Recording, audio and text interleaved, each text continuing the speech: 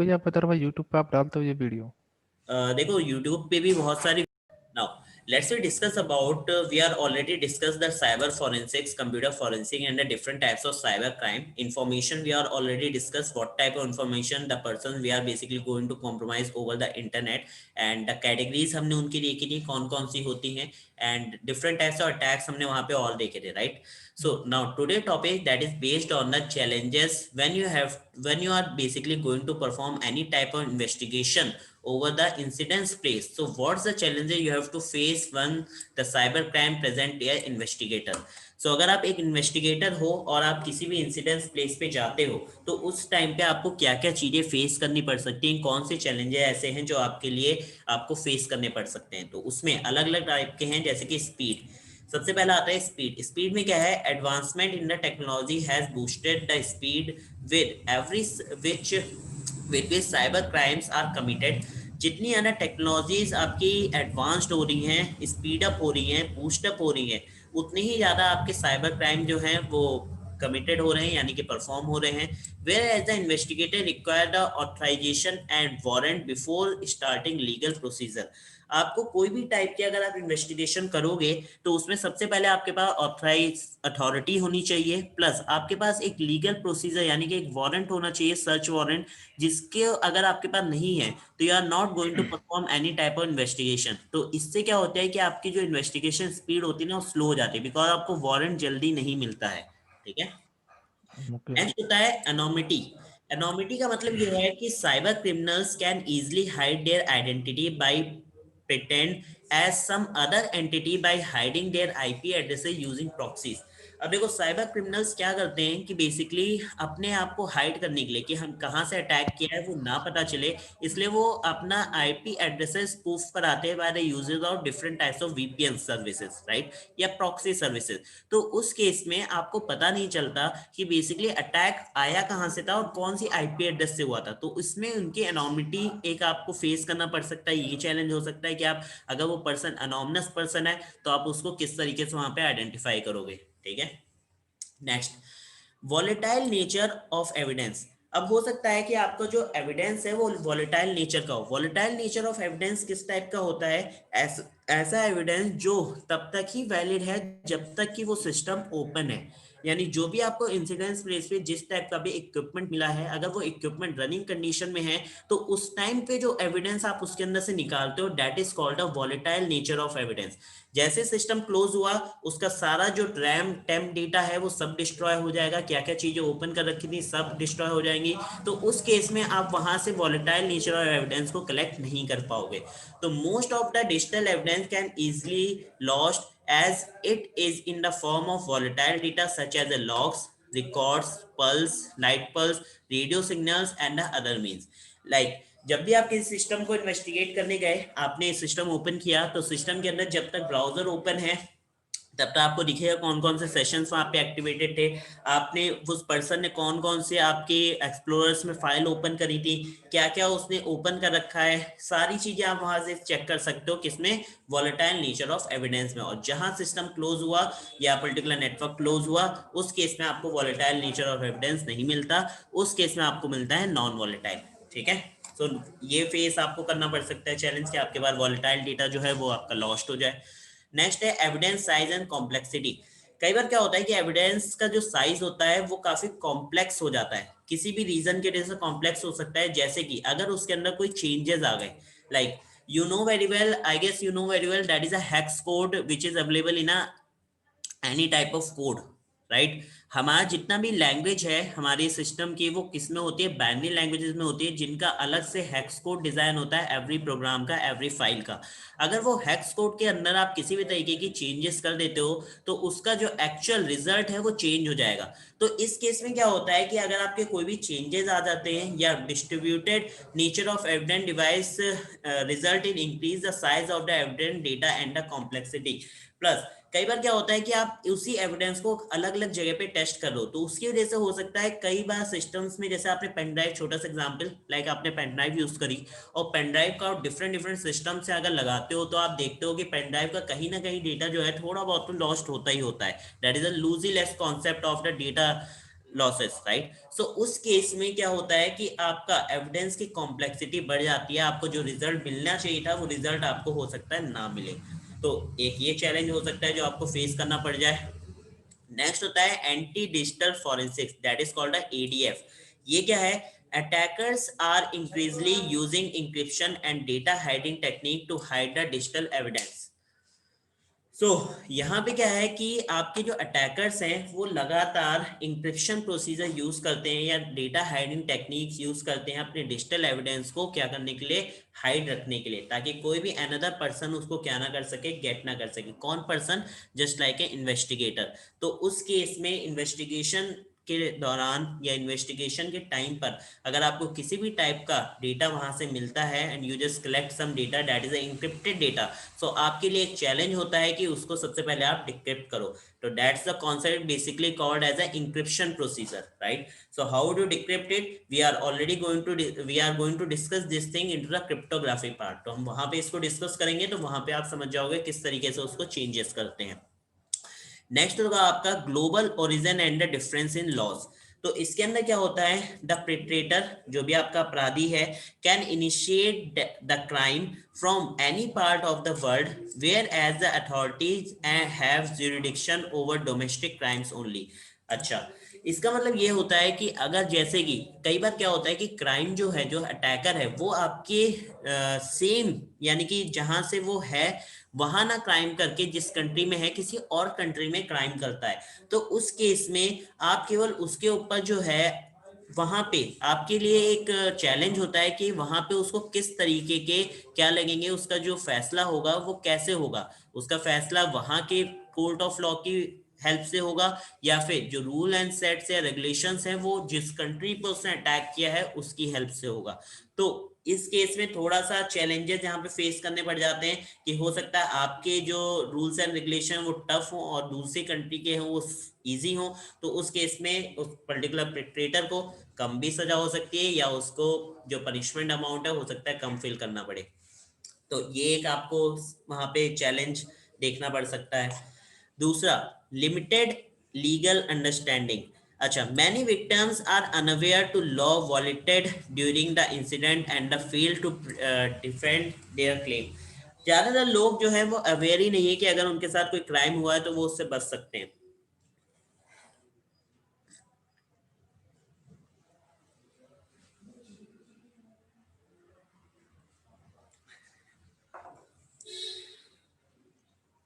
बहुत से लोगों को अवेयरनेस की बहुत ज्यादा कमी है।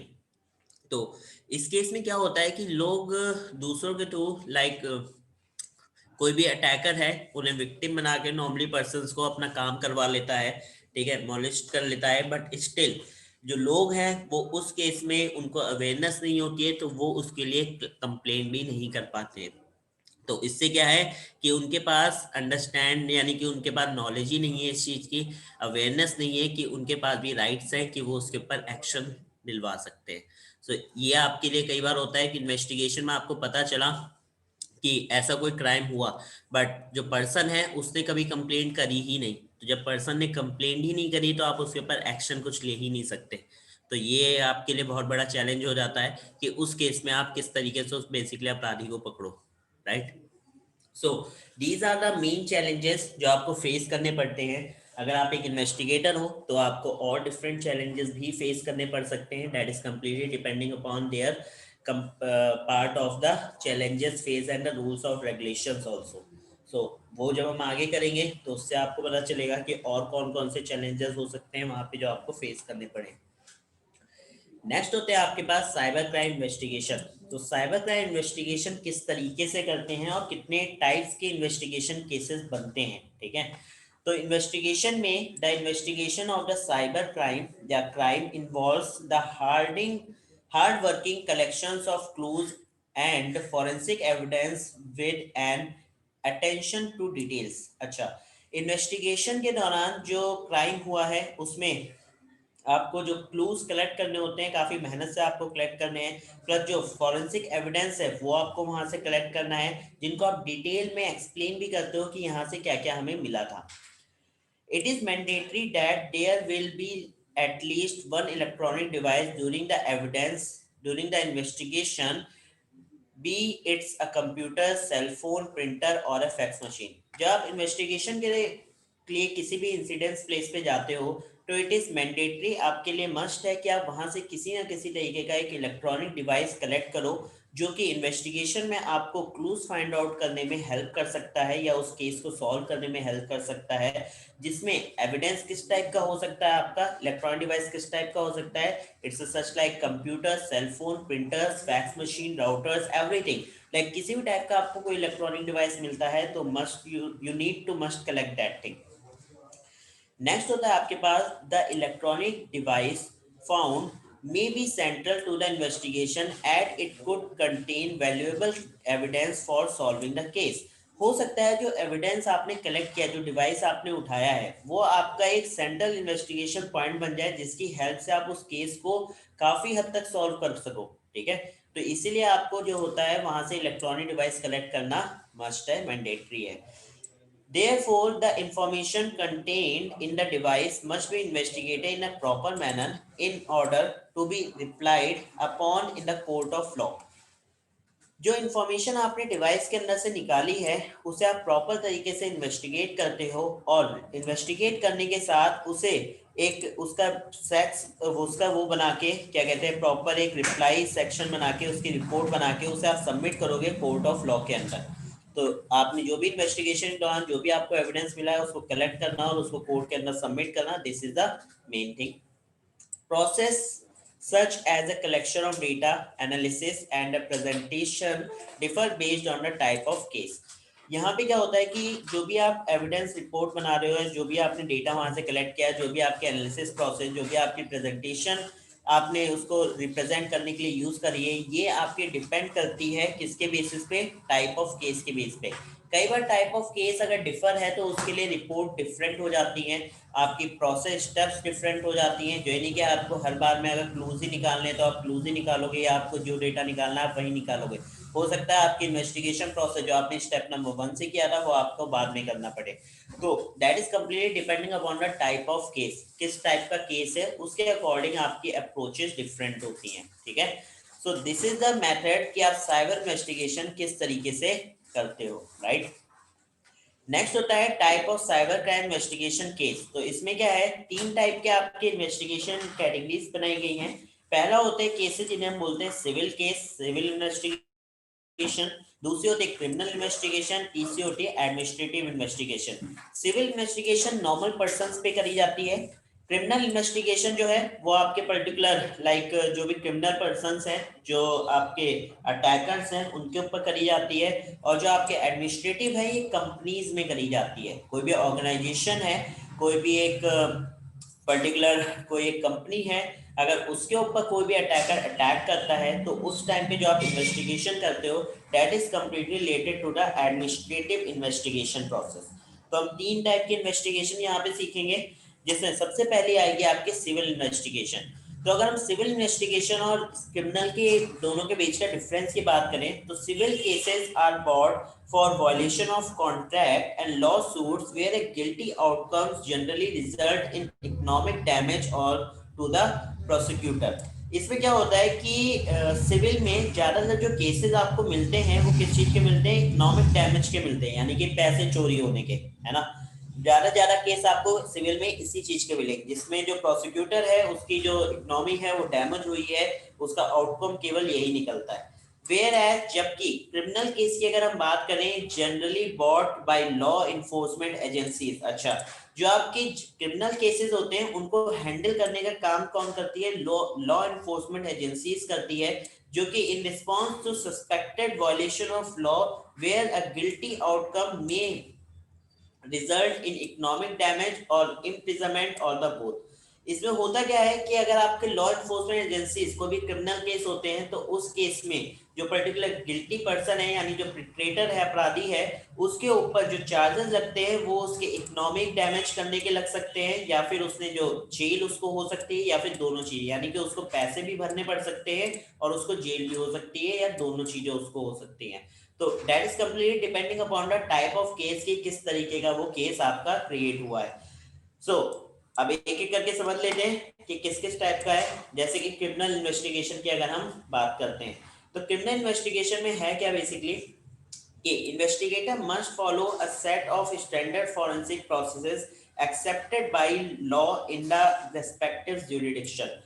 जो इन्वेस्टिगेटर है उसे एक set of standard forensic rules को फॉलो करना होता है, प्रोसेस को फॉलो करना होता है, जिसके तहत ही वो क्या करेगा, अपने जो भी एविडेंस को कलेक्ट करेगा, प्लस वो आपको लॉज बताएंगे कौन, वो आपको रेस्पेक्टिव ज्यूरिडिक्शन यानी कोर्ट ऑफ लॉ के अकॉर्डिंग ही आप उस काम को कर सकते हो। नेक्स्ट होगा investigator under court warrant have the authority to seize to force seize the computing device. आपके पास कोर्ट की तरफ से एक वारंट होता है जिसमें आप इन्वेस्टिगेशन के दौरान उस पर्टिकुलर प्लेस पे जो भी आपको इक्विपमेंट मिल रहा है, जो भी आपको इलेक्ट्रॉनिक डिवाइस मिल रहा है, आप उसे क्या कर सकते हो, सीज कर सकते हो। किसमें, इन्वेस्टिगेशन में, इंसिडेंट प्लेस पर।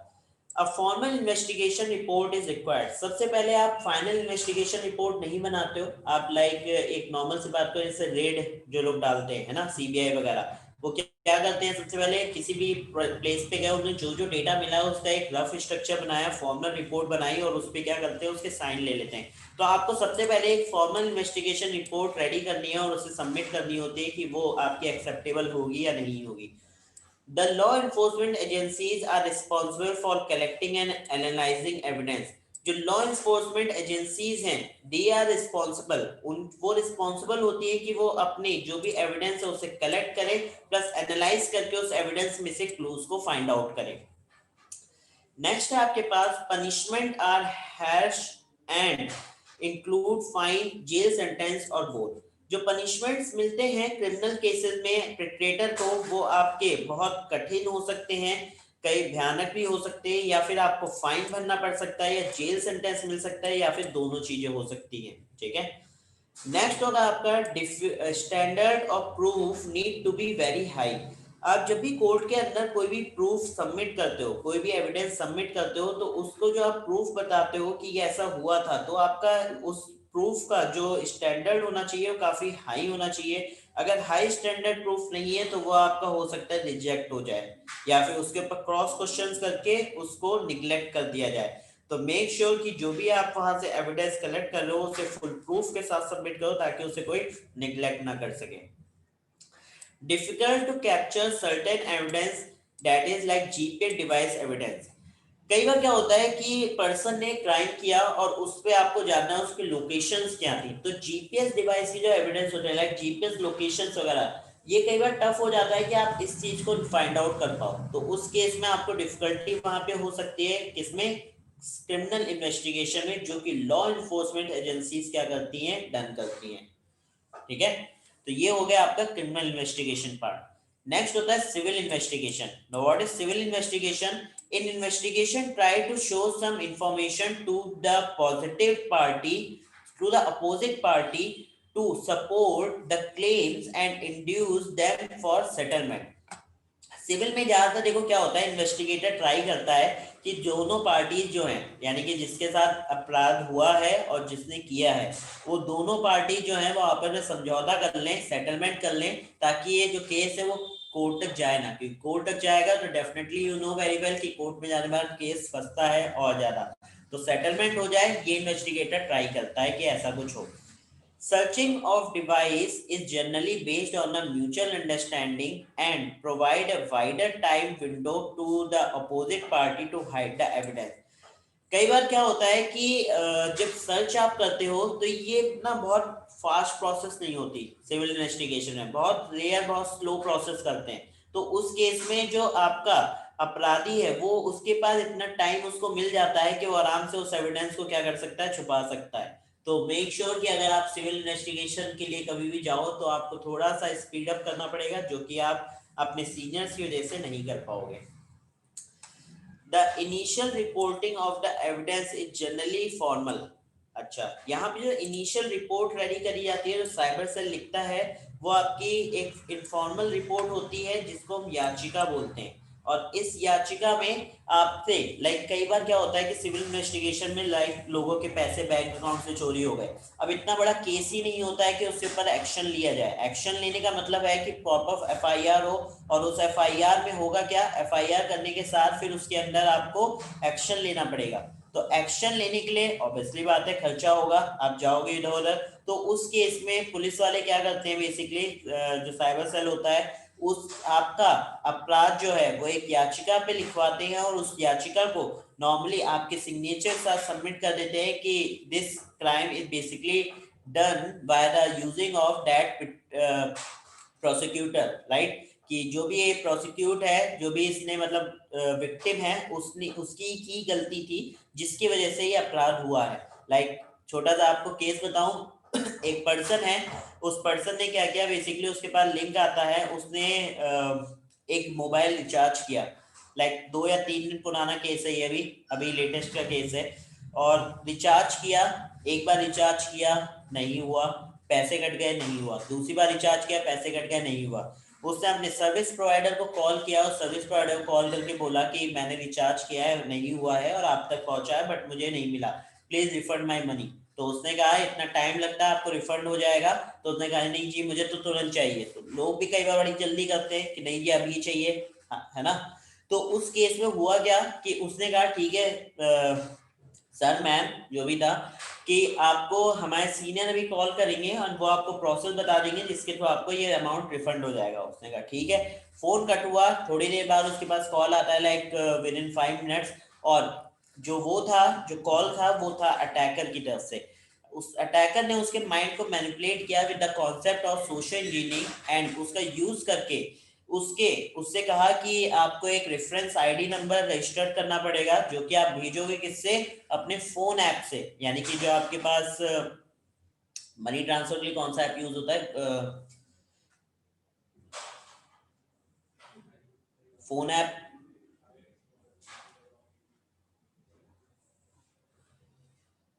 कौन सा ऐप यूज करते हैं दिवाकर?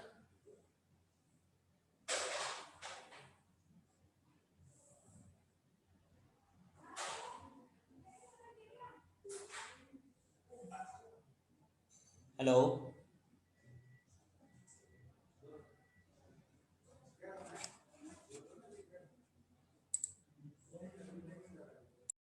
ओके, सो है क्या हमारे पास टाइप्स ऑफ इन्वेस्टिगेशन में, हमारे पास 3 टाइप के इन्वेस्टिगेशन प्रोसेस होती हैं।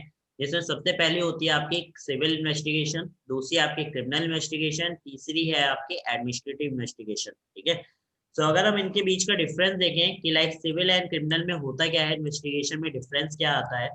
So the basic difference is that the civil cases are brought for violation of contract and lawsuits where the guilty outcome generally result in economic damage to the prosecutor.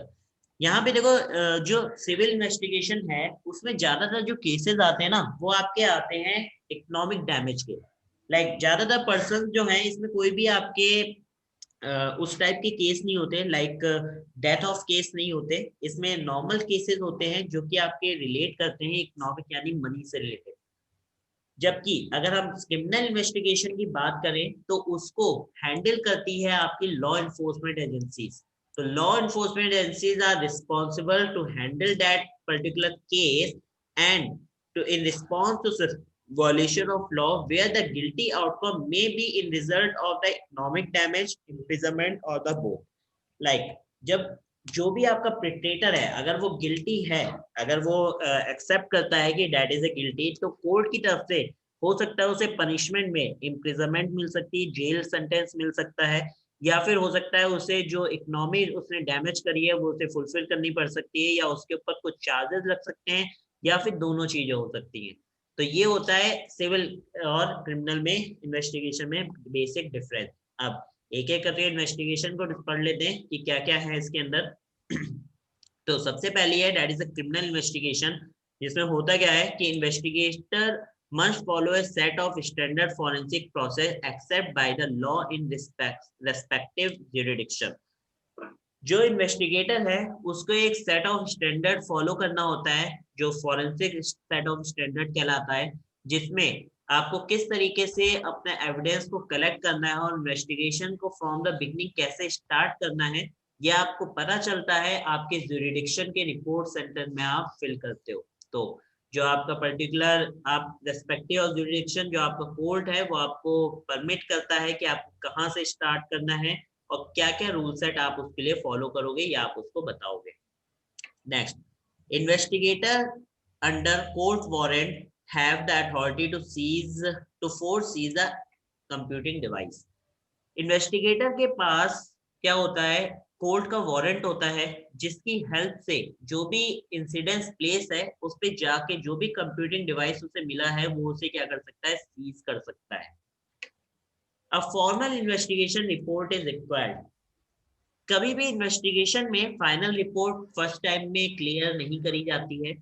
First time में जो भी एक report बनती है उसे formal investigation report कहते हैं, जो कि नॉर्मली आपकी डिजाइन करी जाती है। जैसे कि फॉर एग्जांपल लाइक एक सीबीआई अगर कहीं पे भी रेड डालती है तो सबसे पहले एक नॉर्मल एक फॉर्मल रिपोर्ट रेडी करती है जिस पर पर्सन का साइन लेती है कि उसे ये चीजें यहाँ से मिली है। उसके बाद उसकी इन्वेस्टिगेशन होती है प्रोसेस, देन उसकी फाइनल रिपोर्ट जो है वो कोर्ट पे सबमिट करी जाती है। The law enforcement agencies are responsible for collecting and analyzing evidence। Law enforcement agencies he responsible हैं कि वो आपके जो भी क्रिमिनल इन्वेस्टिगेशन कर रहा है उसमें जो क्रिमिनल आपका जो अपराधी है उसने जिस टाइप का भी अटैक किया है उसमें जो भी उसको एविडेंस मिल रहा है उसको एनालाइज करना प्लस कलेक्ट करना, this is responsibility of the law enforcement agencies. Next है आपका punishment and harsh and include fine, jail sentence और द बोथ। यहाँ पे क्या है कि पनिशमेंट में काफी कठिन हो सकता है, आपका भयानक टाइप का पनिशमेंट मिल सकता है आपको जिसमें आपको फाइन भरना पड़ सकता है या फिर आपको जेल सेंटेंस बोला जा सकता है या फिर आपको दोनों चीजें हो सकती हैं, लाइक जेल भी मिलेगी और आपको कुछ फाइन भी भरना पड़ेगा। नेक्स्ट है standard of proof need to be very high. आप जो भी एविडेंस लेके आओगे कोर्ट में सबमिट करने के लिए वो फुल प्रूफ होना चाहिए। अगर वो एविडेंस जो है आपका फुल प्रूफ नहीं है तो उस केस में हो सकता है कि आपका जो अपोजिट क्लाइंट है या अपोजिट पार्टी जो है वो उस पे कोई ना कोई क्वेश्चंस करके उसको निग्लेक्ट करा दे या फिर उसे कंप्लीटली उस एविडेंस के ऊपर क्वेश्चंस करके उसे यूजलेस कर दे। तो मस्ट रिमेंबर दैट कि आप जो भी एविडेंस कलेक्ट करो वो फुल प्रूफ हो, आप उसे लिंक अप कर सको उस पर्टिकुलर इंसिडेंट प्लेस के साथ एंड उस क्राइम के साथ। नेक्स्ट होगा difficult to capture certain evidence that is just like GPS device evidence. हमारे लिए काफी टफ हो जाता है कि हम कैप्चर कर पाए जीपीएस एविडेंस। क्यों टफ है? बिकॉज कई बार क्या होता है कि पर्सन की ट्रैवलिंग हिस्ट्री आप निकाल रहे हो बट उस केस में उसका जीपीएस ऑन नहीं था। तो अगर उसका जीपीएस ऑन नहीं है तो उस केस में आपको उसकी ट्रैवलिंग हिस्ट्री पता नहीं चलती कि वो कहाँ से कहाँ पे गया था। तो अगर आपको जीपीएस मिल भी जाता है वहां पे तब भी आप उसके अंदर से एग्जैक्ट नहीं पता कर पाते हो कि पर्सन कहाँ पे कितनी देर रुका था, राइट। सो ये आपके लिए कुछ सिविल क्रिमिनल इन्वेस्टिगेशन के पॉइंट्स हैं जो आपको याद रखने हैं और कौन करता है, लॉ इन्फोर्समेंट एजेंसीज करती हैं। नेक्स्ट है civil investigation. Now let's talk about the civil investigation. तो investigator try to show some information to the opposite party to support the claims and induce them for settlement. Investigator try करता है information दिखाने का opposite party को कि हमें यहाँ से ये चीजें मिली हैं और उनसे कहता है, क्लेम करवाता है कि आप इतना अमाउंट कर दो और सेटलमेंट करके इस केस को खत्म कर दो। अगर सेटलमेंट होता है तो केस बाहर ही खत्म हो जाता है, अगर सेटलमेंट नहीं होता है तो उस केस में अगर कोर्ट में आता है तो it will take more time and more money. तो इन्वेस्टिगेटर ट्राई करता है कि एक केस जहां पे स्टार्ट हुआ है उससे पहले ही बाहर ही एंड हो जाए। Searching for the devices is generally based on a mutual understanding and provide a wider time window to the opposite party to hide the evidence। Sir देखो, सिविल इन्वेस्टिगेशन प्रोसेस थोड़ी slow process है जिसमें device को search करने में इतना time लग जाता है, इतना प्रोसेस स्लो करते हैं कि जो अपोजिट पार्टी है उसको इतना टाइम मिलता है कि वो अपने एविडेंस को इजीली हाइड कर सकती है। तो ये एक माइनस पॉइंट है इसका सिविल इन्वेस्टिगेशन का। The initial reporting of the evidence is generally informal, just like a yachika। सो जब भी आप कोई भी सिविल इन्वेस्टिगेशन करते हो तो उसके लिए जब भी आप लाइक उसमें गए, क्या कहते हैं, साइबर सेल में कोई क्लाइंट है, कोई पर्सन है, साइबर सेल गया हो, वहां एक अपनी कंप्लेंट लिखवाई। वो कंप्लेंट वो सोचता है कि एफआईआर लिखी जा रही है, but that not FIR, that is अ याचिका। याचिका है क्या? एक इनफॉर्मल आपकी पर्टिकुलर रिपोर्ट है, जिसमें आपसे ये चीज आप खुद बताते हो कि मैंने क्या क्या किया था, कैसे हुआ था, और आपका उसमें कितना इन्वॉल्वमेंट है। अगर वो देखते हैं कि आपका इन्वॉल्वमेंट उसमें ज्यादा है, तो उस केस में वो उसको वहीं पे आपकी गलती बता के आपसे साइन ले लेते हैं और उस केस को वहीं पे क्लोज कर देते हैं, और आपको एक टिप्स दे देते हैं कि आप ऐसा करो ताकि आप नेक्स्ट टाइम पे इसमें मत फंसो, डैट से उसपे कोई भी आपकी इन्वेस्टिगेशन नहीं होती है। तो वो किसके अंदर आता है? आपका informal report of the civil investigation. अब जस्ट फॉर द एग्जांपल, जैसे कि 2 या 3 दिन पहले की बात है, एक लेटेस्ट केस आया मेरे पास, जिसमें हुआ क्या कि एक पर्सन था, उसने नॉर्मली अपना फोन रिचार्ज किया। फोन रिचार्ज करके उसने उस फोन रिचार्ज को एक बार किया, नहीं हुआ। उसे 2 बार किया, पे किया, नहीं हुआ। उसने उसके बाद जब पेमेंट कर दी और उसके बाद उसका रिचार्ज नहीं हुआ, उसने उस सर्विस कॉल सेंटर जो था, उसका सर्विस सेंटर, उस पर कॉल किया और वहां पे जाके अपनी रिपोर्ट करी।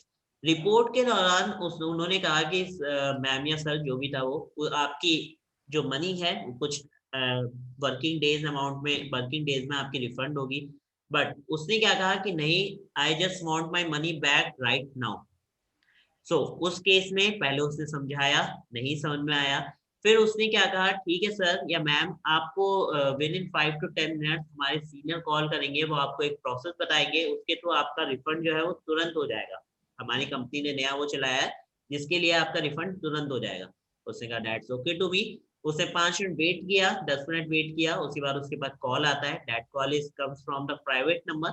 एंड जैसे ही वो उस कॉल को उठाता है, उसके बाद उससे बोलता है कि आपको एक रेफरेंस आईडी नंबर मैं बता रहा हूँ, and just put that reference ID number into the phone app. हम जो पेमेंट के लिए ऐप यूज करते हैं, लाइक कौन कौन से करते हैं ऑनलाइन पेमेंट एप्स? मेरे से पूछ रहे हो आप? हाँ, आप ही से पूछ रहा हूँ, मुझे याद नहीं अरे है। गूगल पे है, फोन पे है। फोन पे, एग्जैक्टली। तो फोन पे यूज किया उसने, मैं फोन पे का नाम बोल रहा था। तो फोन पे, राइट। सो उसने फोन पे उससे एक नंबर डलवाया, एंड उसको इस तरीके से सोशल इंजीनियरिंग करके माइंड मैनिपुलेशन किया उसका। And the person is basically, the attacker is basically pretending कि this is a reference ID number, not a replace of the mobile number. जबकि वो नंबर क्या था? एक मोबाइल नंबर था।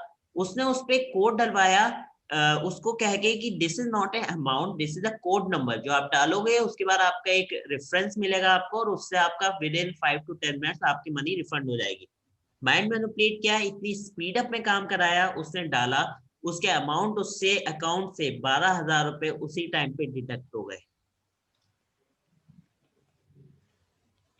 How? By the using of mind manipulation concept of the social engineering. Right. तो कई बार क्या होता है, अब वो पर्सन गया उसमें साइबर सेल में report लिखवाने। he just simply called me and said कि क्या कर सकते हैं। मैंने कहा सबसे पहले आप साइबर सेल जाओ, वहां पे अपनी रिपोर्ट लिखवाइए। रिपोर्ट लिखवाने गया, रिपोर्ट लिखवाने में हुआ क्या कि उन्होंने एक नॉर्मल याचिका बनाई और उस पे उसके सिग्नेचर लिए, पूरी रिपोर्ट उसने मुझे सेंड करी। और उसमें क्या था, नॉर्मल उसका नीचे क्राइम बताया कि that person is basically involve in this crime, and उन्होंने उसको वहीं पे क्लोज कर दिया। कोई उसकी आगे इन्वेस्टिगेशन नहीं बढ़ी। So this kind of thing is basically the unawareness of the particular digital crimes. लोग क्या है, इतनी ज्यादा जल्दी में रहते हैं, इतना ज्यादा उनको वो है कि वो ध्यान भी नहीं देते कि वो क्या कर रहे हैं। अब नॉर्मल अगर कोई भी रेफरेंस आईडी नंबर डलवा रहा है, तो वो आप फोन ऐप पे क्यों डालोगे, फोन पे, राइट? राइट। तो इस टाइप के आपको कई सारे क्राइम देखने को मिलेंगे, केसेस सुनने को मिलेंगे, अगर आप इन्वेस्टिगेशन में इन्वॉल्व हो तो मेरे पास बहुत सारे केसेस आते हैं, बहुत मतलब डेली बेसिस पे लगभग आप मान लो 3 से 4 केसेस तो मुझे सुनने को मिलते ही हैं किसी ना किसी तरीके के। ओके, सो नेक्स्ट पॉइंट पे आते हैं, that is the Clement is responsible for collecting and analysing the evidence. जो क्लेम कर रहा है कि मुझे ये मेरे साथ हुआ है, और जो एक तरीके कह लो विक्टिम जो है, वो रिस्पॉन्सिबल है कि वो आपको एविडेंस को कलेक्ट करने में हेल्प करे, प्लस उसको एनालाइज करने में भी हेल्प करे। अगर ऐसा नहीं करता है तो आपकी वर्किंग प्रोसेस और स्लो हो जाती है, तो इन्वेस्टिगेशन और स्लो हो जाएगी। तो इस केस में जो क्लेमेंट है वो रिस्पॉन्सिबल हो जाता है सिविल में। Punishment includes monetary compensation. Punishment में क्या होता है कि ज्यादातर वही है कि सेटलमेंट कर लो, है ना, कंपनसेशन अमाउंट पे करो और जस्ट साइड हो दो। तो सिविल केसेस में ज्यादातर यही बनता है हमारा। पुअर डॉक्यूमेंटेड और unknown chain of custody of the evidence. कई बार क्या होता है कि इसमें सिविल इन्वेस्टिगेशन में प्रॉपर आपकी अगर डॉक्यूमेंटेशन प्रॉपर तरीके से नहीं होती, कई बार जिसमें चेन ऑफ कस्टडी जो है ऑफ एविडेंस, लाइक कहाँ से कौन सी कड़ी जुड़ी है, कौन किससे इंटरलिंक्ड है, इसका पता नहीं लग पाता, तो उस केस में सिविल इन्वेस्टिगेशन आगे नहीं बढ़ती। Sometimes evidence can be with in the third party control. कई बार क्या होता है कि जो एविडेंस होता है वो थर्ड पार्टी कंट्रोल में होता है, लाइक एविडेंस जो है वो थर्ड पर्सन है, तो उसने देखा है हुआ क्या था, तो पर्सन आते आते पहले ही लुढ़क जाता है। तो इस टाइप की केसेस भी होते हैं, लाइक आपने मूवीज में देखा होगा कि थर्ड पर्सन जो है उसको गवाही देने आना है और रास्ते में जो डिक्टेटर है वो उसे मरवा देता है। तो वो जो चीजें हैं वो सिविल इन्वेस्टिगेशन में आते हैं, या उसके पास से चोरी कर लेता है एविडेंस, तो थर्ड पार्टी के पास से कुछ नहीं रहता, तो वहां पे आप केस हार सकते हो। तो this is all about the civil investigation thing. बाकी जब आप किसी भी उसमें लाइक आप लॉस पढ़ते हो उसके, या फिर आप पर्टिकुलर प्रॉपर तरीके से जब इसमें इन्वॉल्व होते हो तो आपको और चीजें पता चलती हैं कि आप किस तरीके से और हैंडल कर सकते हो केसेस को। आपके प्रॉपर चेकसम्स बनते हैं, चेकलिस्ट आप बनाते हो, जिन चेकलिस्ट की हेल्प से आप ये देखते हो कि आपकी मेथोलॉजी क्या है, आपकी प्रॉपर इन्वेस्टिगेशन प्रोसेस क्या होगी, कहाँ से स्टार्ट करना है और कहाँ तक उसको लेके जाना है। ठीक है, तो ये आती है आपके सिविल इन्वेस्टिगेशन प्रोसेस के अंदर। नेक्स्ट है आपका administrative investigation. Now let's see talk about the administrative investigation. तो इसमें क्या होता है कि administrative investigation generally involves an agency of government performance inquiries to identify facts with the reference to its own management and performance. यहाँ पे क्या है कि एडमिनिस्ट्रेटिव इन्वेस्टिगेशन ज्यादातर इन्वॉल्व होती है या तो किसी एजेंसीज के साथ में, या तो किसी गवर्नमेंट के साथ में, गवर्नमेंट एजेंसीज में या फिर प्राइवेट एजेंसीज में, जो कि परफॉर्म करती है किसी भी ओन मैनेजमेंट के लिए। लाइक किसी भी कंपनी के अंदर कोई क्राइम हुआ तो उसके लिए या तो प्राइवेट एजेंसीज को बुलाया जाता है या तो गवर्नमेंट एजेंसीज को बुलाया जाता है, जो कि आपकी एडमिनिस्ट्रेटिव इन्वेस्टिगेशन को डन करती है। तो administrative investigation are non criminal in nature, एक नॉन क्रिमिनल इन्वेस्टिगेशन प्रोसेस है ये। आर द रिलेटेड मिसकंडक्ट और एक्टिविटीज, कई बार ये रिलेट करती है आपके मिसकंडक्ट में या फिर डिफरेंट एक्टिविटीज में, और an employ that include but not limited to, मतलब इसमें कोई भी एम्प्लॉय इंक्लूड हो सकता है आपका, बट जो ही नहीं कि वो पूरे टाइम तक रहे या जितना भी है उसने किया है सब कुछ उसने नहीं किया है। तो इसमें अलग अलग टाइप की इन्वेस्टिगेशन में होता क्या है, जैसे कि क्या क्या हो सकता है लिमिटेड में, like violation of organisation policy rules and protocols. जो ऑर्गेनाइजेशन की पॉलिसीज है, रूल्स है या प्रोटोकॉल्स है, उनको फॉलो नहीं करता, उनको भंग करता है। ठीक है, ये पहला रीजन हो सकता है। दूसरा, रिसोर्सेज मिसयूज और डैमेज और थेफ्ट। जो रिसोर्सेज उसको दिए गए हैं उनका गलत तरीके से यूज करना, या उनको डैमेज करना, या उनको चोरी कर लेना। Next, threatening of violent behaviour. Okay, जो आपका दूसरों से बात करने का बिहेवियर है वो काफी खराब हो सकता है कंपनी के अंदर, तो उस केस में आपके ऊपर केस बन सकता है। इम्प्रॉपर प्रमोशन और पे राइजेस। तो कई बार क्या होता है कि आपको प्रॉपर तरीके से प्रमोशन नहीं मिल रहा, आपसे बोला गया था कि आपको इतने टाइम में प्रमोशन मिलेगा और आपको नहीं मिल रहा, या फिर आपसे बोला गया था इतने परसेंटेज ऑफ प्रमोशन में आपको बढ़ाया जाएगा बट स्टिल नहीं हो रहा, आपसे काम करवाने बट आपको नहीं मिल रहा, ना ही आपकी पे राइज कर रही है, यानी आपकी सैलरी नहीं इंक्रीज हो रही, तो उस केस में एडमिनिस्ट्रेटिव इन्वेस्टिगेशन में पर्सन क्राइम कर देता है। ठीक है, any violation may result in disciplinary action must as demotion, suspension, revocation, penalties and dismissal। तो यहाँ पे क्या है कि अगर कोई भी वायलेशन होता है तो उसके रिजल्ट जो है वो काफी हद तक जो रिलेट करते हैं, वो या तो डिमोशन हो सकता है उस पर्सन का, या उसको सस्पेंड किया जा सकता है, रिवोकेशन हो सकता है, पेनाल्टीज फुल करी जा सकती है उसके ऊपर, या डिसमिस हो सकता है, यानी उसे कम्प्लीटली बाहर निकाल देते हैं। तो अलग अलग टाइप की एक्टिविटीज इसके रिजल्ट में मिलती हैं। अच्छा, इसका जो कंप्लीट एक रिजल्ट आता है है ना, वो किसके फेवर में होता है, वो ज्यादातर आपका जो रिजल्ट है वो पॉजिटिव आउटकम्स निकलते हैं आपके किसके फेवर में, आपके जो पर्टिकुलर एम्प्लॉय है उसके फेवर में। Like for situation like promotion, incremental, transfer etcetera, अगर इससे इस टाइप की कोई भी आपकी सिचुएशन बनती है, प्रमोशन है, इंक्रीमेंटल ऑफ मनी है, या ट्रांसफर्स नहीं हो रहे पैसों के ढंग से, इससे रिलेटेड कोई भी अगर एक्स्ट्रा कोई भी बनता है, तो administrative investigation can result in positive outcomes like modification of existing policy, rules और प्रोटोकॉल्स। तो उसमें क्या होता है, जो एडमिनिस्ट्रेटिव इन्वेस्टिगेशन है वो positive outcomes of the employ की उसमें निकलती है, जिसमें वो कहते हैं कंपनी से please modify your existing policies, rules and the protocols, ताकि आपके एम्प्लॉय अच्छी तरीके से वर्क कर पाए। तो this is all about the administrative investigation process. तो हमने 3 तरीके की पढ़ी, पहली थी क्रिमिनल, दूसरी थी सिविल और तीसरी थी एडमिनिस्ट्रेटिव, राइट। तो सबसे ज्यादा जो आपकी परफॉर्म होती है ना कंपनीज में, वो एडमिनिस्ट्रेटिव ही होती है, क्योंकि कंपनीज में कई बार आपके झगड़े हो जाते हैं, या फिर कंपनीज में आपके डिफरेंट डिफरेंट अप्रोचेस, किसी ने कुछ कर दिया, आपके ऊपर झूठा इल्जाम लगा दिया, इस टाइप की केसेस भी बनते हैं। तो एडमिनिस्ट्रेटिव इन्वेस्टिगेशन बहुत ज्यादा इन्वॉल्व होती है। तो अगर आप प्राइवेट एजेंसीज में काम करते हो तो आपको एडमिनिस्ट्रेटिव इन्वेस्टिगेशन में ही काम करना होता है। क्लियर है? बढ़िया। अब कुछ रूल्स हैं वो और देख लेते हैं, रूल्स ऑफ फॉरेंसिक इन्वेस्टिगेशन के, जिसमें सबसे पहला है limited access and examination of the original evidence. Okay, तो फॉरेंसिक इन्वेस्टिगेशन के दौरान आपको कुछ रूल्स पता होने चाहिए। जो रूल्स क्या है, सबसे पहला रूल आपको ये बोलता है कि ओरिजिनल एविडेंस आपको बहुत लिमिटेड एक्सेस टाइम के लिए मिलेगा, जिसको आप एग्जामिन कर पाओगे। मतलब एग्जामिनेशन के लिए, यानी उसको एनालाइज करने के लिए आपको बहुत लिमिटेड टाइम के लिए ही ओरिजिनल एविडेंस मिलता है। तो आपकी पहली स्टेप यही होती है कि एविडेंस मिला और आपने उसकी एक क्लोन बना दिया या इमेज फाइल क्रिएट कर दी, ताकि आप उसकी डिफरेंट इमेजेस फाइल के ऊपर आराम से उसको टेस्ट कर पाओ। क्या बोला, दोबारा बोलना आप? जो भी आपको ओरिजिनल एविडेंस मिला, आप उसका क्या करते हो, एक इमेजेस क्रिएट कर लेते हो, प्रॉपर इमेज या क्लोन्स क्रिएट कर लेते हो, ताकि आप उसको प्रॉपर तरीके से इन्वेस्टिगेट कर पाओ टाइम लेके। बिकॉज आपको जो ओरिजिनल एविडेंस है बहुत रेयर टाइम के लिए मिलेगा और आप उसके ऊपर कोई टेस्टिंग कर भी नहीं सकते हो। राइट। नेक्स्ट है record changes made to the evidence file. जो भी चेंजेस हो रहे हैं वो आप उस एविडेंस फाइल के अंदर बताओगे। ऐसा नहीं है कि आपने कुछ भी चेंजेस किया और आप उसको रिकॉर्ड्स में नहीं रखते हो, तो आपको बताना पड़ेगा ये चेंज मैंने करके चेक किया या इस तरीके की एक्टिविटीज करी। Create a chain of custody document.